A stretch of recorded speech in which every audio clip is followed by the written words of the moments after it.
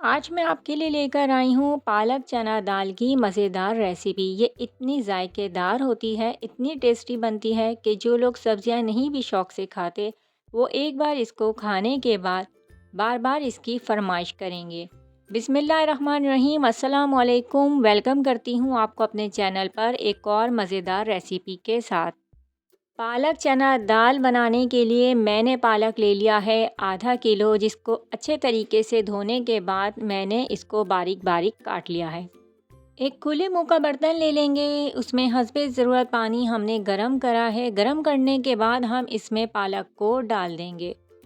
सिर्फ 5 से 7 मिनट तक पालक को हम लो फ्लेम पर बॉईल करेंगे। ज़्यादा देर तक इसको बॉईल नहीं करना, वरना पालक का रंग जो है वो ख़राब हो जाएगा। 5 से 7 मिनट बॉईल करने के बाद आप पालक को किसी भी छलनी में रख के छान के और पानी इसका डिस्कार्ड कर देंगे। चना दाल मैंने ली है यहाँ तकरीबन 2 कप, और उसको बहुत अच्छे तरीके से धोने के बाद तकरीबन 1.5 से 2 घंटा हमने इसको भिगो के साफ़ पानी में रख दिया था। इसके लिए भी एक बर्तन ले लेंगे और इसमें हम पानी डाल के पहले हम अच्छे से गर्म करेंगे, और उसके बाद इस उबलते पानी में हम दाल को डाल देंगे। दाल को बहुत ज़्यादा गलाना नहीं है, बस ये थोड़ी सी खड़ी खड़ी रहनी चाहिए।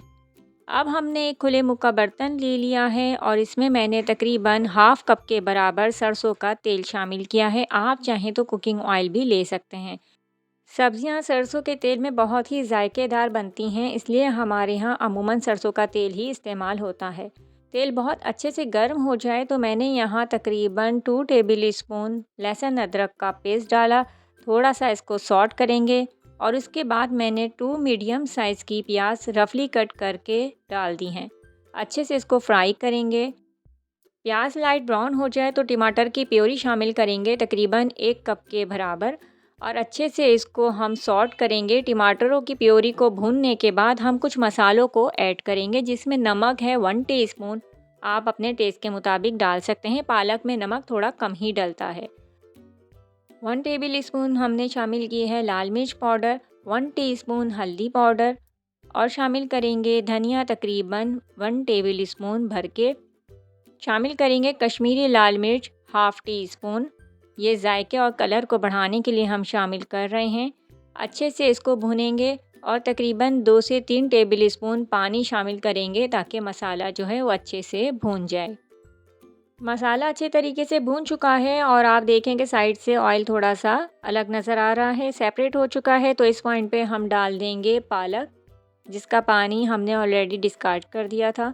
तो आप देख सकते हैं कि पालक का रंग इस वक्त कितना खिला खिला नज़र आ रहा है। अगर आप ज़्यादा देर बॉईल करेंगे और पालक को, तो इसका कलर बहुत ख़राब सा हो जाएगा और वो इतना जायकेदार भी नहीं बनेगा। यहाँ हम इसको 2 से 3 मिनट तक अच्छे से भूनेंगे मसाले के साथ।